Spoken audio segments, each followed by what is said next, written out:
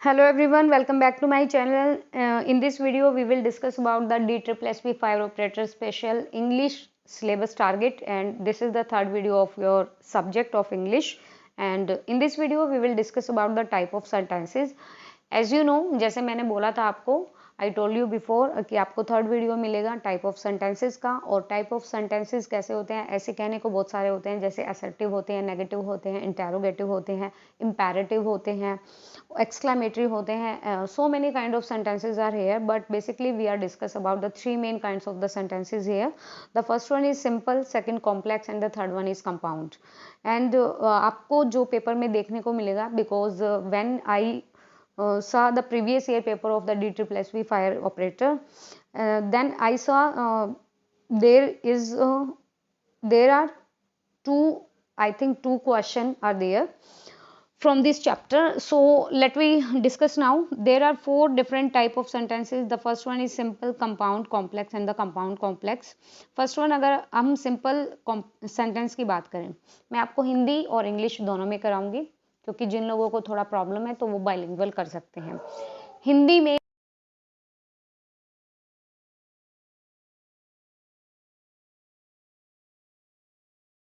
एक सरल वाक्य, एक मिश्रित वाक्य और एक संयुक्त वाक्य होता है. वही चीज है यहाँ पर, कुछ भी अलग नहीं है. अगर वहां पे आपको पता है कि वाक्य कैसे होते हैं, सरल वाक्य कौन सा होता है जिसे सिंपल सेंटेंस कहा जाता है, कॉम्प्लेक्स वाक्य कौन सा होता है जिसे सरल संयुक्त वाक्य कहा जाता है, और कंपाउंड होता है जिसे मिश्रित कहा जाता है. कंपाउंड का मीनिंग ही क्या होता है? मिश्रित होना, मतलब मिल जाना. सिंपल सेंटेंस की अगर मैं डेफिनेशन की यहाँ पे बात करूं, simple sentence has one main clause. एक मेन क्लोज होगा. दैट मीन्स इसका मीनिंग है it has one subject and one verb. एक सब्जेक्ट होगा सेंटेंस में, एक वर्ब होगी. In addition a simple sentence can have adjective हो सकता है, एडवर्ब हो सकता है. Note that a simple sentence can not have another main clause और एनी सबऑर्डिनेट क्लोज. बिल्कुल सही बात है. एक ही क्लोज होगा, इसके अलावा ना तो कोई दूसरा मेन क्लोज होगा और ना ही कोई सबऑर्डिनेट क्लोज होगा. सबऑर्डिनेट क्लोज कहने का मीनिंग होता है कि सहायक कोई वाक्य नहीं होगा. मैं आपको सीधा सा एक वाक्य बोलती हूँ. जैसे मैंने बोला आई हैव टू किड्स, मेरे दो बच्चे हैं, या Alice is a beautiful girl, Alice एक बहुत सुंदर लड़की है. मैन इज मॉर्टल, जो आदमी है वो अमर है. ठीक है, मैंने ये चीज बोली. इन सेंटेंसेस को कोई भी सबऑर्डिनेट क्लोज लेने की क्यों नीड नहीं है? Because these sentences are complete here individually. ये सेंटेंस यहाँ पर बिल्कुल कंप्लीट हैं, और इस टाइप के सेंटेंस को ही हम क्या बोलते हैं? Simple sentence. यहाँ पे आप देखोगे कि एक सब्जेक्ट है और एक वर्ब है. वर्ब है इसमें इज, और कोई यहाँ पे हैव है, यहाँ पे भी इज वर्ब है. सिंपल सेंटेंस कभी नहीं पूछते एग्जामिनर्स. जो भी एग्जाम बनाता है या जो भी पेपर बनाता है वो कभी नहीं पूछते. सिंपल सेंटेंस नहीं पूछेंगे, क्योंकि अगर किसी ने थोड़ा बहुत भी पढ़ा है तो वो सिंपल सेंटेंस को इजीली हिट कर पाएगा. मैं आपको बताती हूँ कंपाउंड सेंटेंस क्या होता है. A compound sentence consist of two और मेन क्लोज. आपके पास दो या दो से ज्यादा भी मेन क्लोज हो सकते हैं. The clauses can be joined with a coordinate conjunction. मैं यहाँ पे ट्रिक्स बताऊंगी आपको कि आपको कैसे पहचानना है सेंटेंस को, ये सिंपल है, ये कॉम्प्लेक्स है, ये कंपाउंड है. यहाँ पर जो क्लोज होगा उसको दो कोऑर्डिनेट कंजक्शन से जोड़ा जाएगा. जैसे हमने डायरेक्ट इनडायरेक्ट स्पीच में लिंकिंग वर्ड एक पढ़ा था, ऐसे ही यहाँ पर कंजक्शन होते हैं. वो कंजक्शन आपको ऐसे मिलेंगे.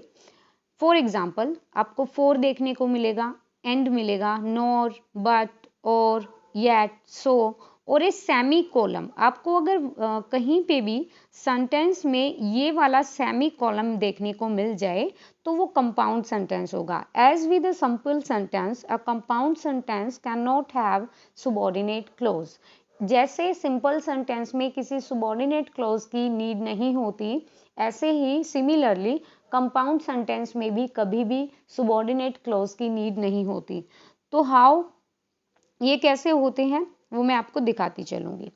कंपाउंड सेंटेंसेस कंसिस्ट ऑफ, ये हो गया है, सॉरी, यहाँ पे देखिए, Mike smoke but Peter doesn't. अब जो ये बट आया ना, बट, माइक तो स्मोक करता है बट पीटर नहीं करता है. तो यहाँ पर बट जो है वो एक कंजक्शन है, वो एक कनेक्टर है दो सेंटेंस को जोड़ने का। दो सेंटेंस नहीं कहूंगी मैं यहाँ पे, क्योंकि एक ही मेन क्लोज होता है, जैसे हमने यहाँ पे पढ़ा, टू और मोर मेन क्लोज होते हैं। क्लोज ज्यादा हो सकते हैं,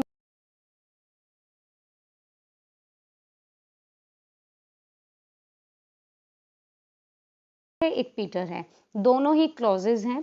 और यहाँ पर लेकिन बट के द्वारा इन दोनों को आपस में ऐड कर दिया गया है। अब अगर मैं बोलूं कि माइक स्मोक्स बिल्कुल इंडिविजुअल है एंड कंप्लीट सेंटेंस है, यहाँ पर सिंपल सेंटेंस बनता है।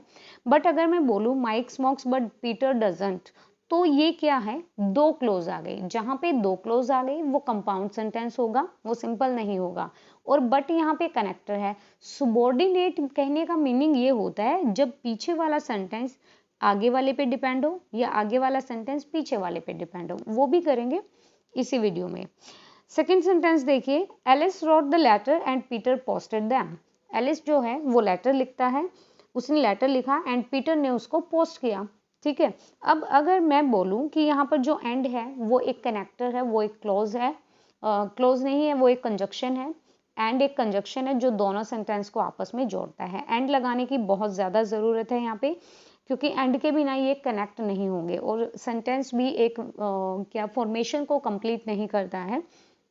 सो एलिस और Peter two clause are here but and is the conjunction here, तो आप पहचान सकते हैं, लेकिन सुबॉर्डिनेट नहीं है, दोनों ही इंडिविजुअली अलग चीजें हैं। एलिस रोट द लेटर एक अलग सेंटेंस है और पीटर पोस्टेड दैम एक अलग सेंटेंस है। अब बात करते हैं कॉम्प्लेक्स सेंटेंस के बारे में। A complex sentence contain one main close at least one subordinate close.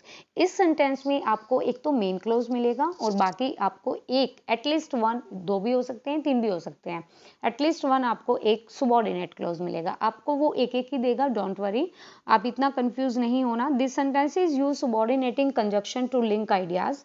यहाँ पे देखिए मैं आपको बताती चलूंगी, parallel line never meet until you bend one of them। कभी भी पैरेलल लाइन एक दूसरे से नहीं मिलती, कितना भी इनको बढ़ा लो ये कभी नहीं मिलेंगी, लेकिन अगर जैसे ही बैंड करोगे तो ये मिल जाएंगी। यही बात बोली है कि पैरेलल लाइन नेवर मीट, ये मेन क्लोज है, ध्यान रखना ये मेन क्लोज है। ये एक फैक्चुअल थिंग कह सकते हैं, ये एक यूनिवर्सल फैक्ट कह सकते हैं कि पैरेलल लाइन कभी नहीं मिलती, हमें बताया जाता है। अनटिल सुबॉर्डिनेटिंग क्लोज क्या है भाई, ये है subordinate, you bend one of them. अगर मैं आपको बोलूं you bend one of them, आपको एक चीज झुकानी पड़ेगी, तो आप बोलोगे क्या, किसके बारे में बात कर रहे हो, तो आई सैड, मैंने कहा, you bend one of them, आप एक चीज झुकाओ। ये चीज सुबॉर्डिनेट है फर्स्ट वाले सेक्शन से, इसको इसकी जरूरत है। ये सेंटेंस अपने आप में कंप्लीट नहीं है, बिकॉज ये एक सुबॉर्डिनेट क्लोज है और सुबॉर्डिनेट क्लोज कभी भी मेन क्लोज के बिना नहीं यूज हो सकता। सेकेंड सेंटेंस देखिए, Alice said that she would come. Alice ने कहा कि वो एलिस ने कहा था कि वो आएगी। अब यहाँ पर एलिस जो है वो एक मेन क्लोज है, प्रॉपर नाउन है। She would come, she would कम, वह आएगी। अब जब हम शी का यूज कर रहे हैं यहाँ पे, तो शी मतलब एक लड़की है, लेकिन जब तक हमें उसका नाम नहीं पता होगा तो ये सबऑर्डिनेट क्लोज है, समझ गए। अब आगे, यू मे स्टे, आपको रुकना होगा, as long as you want, आप रुक सकते हैं। यू में रुकना होगा नहीं, सॉरी, यू में स्टे, आप यहाँ पर रुक सकते हैं, एज लॉन्ग एज, जब तक आप, यू वॉन्ट चाहो। यू में स्टे, आप यहाँ पे रुक सकते हैं, बिल्कुल सिंपल सेंटेंस है। As long as you want, जितना आप चाहो।